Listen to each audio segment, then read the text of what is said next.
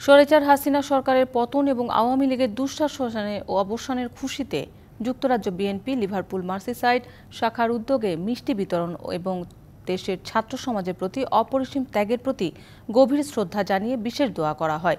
North England প্রতিনিধি Taslima Alam jenny জানান, অনুষ্ঠানে বিএনপির নেতৃবৃন্দ ফ্যাসিবাদ আওয়ামী লীগ সরকারের নিকৃষ্টতম পতনের জন্য দেশের ছাত্র জনতার ন্যায়সঙ্গত আন্দোলনকে সমর্থন জানানোর পাশাপাশি ছাত্র সমাজের প্রতি অপরিসীম ত্যাগের প্রতি গভীর শ্রদ্ধা জানিয়েছেন।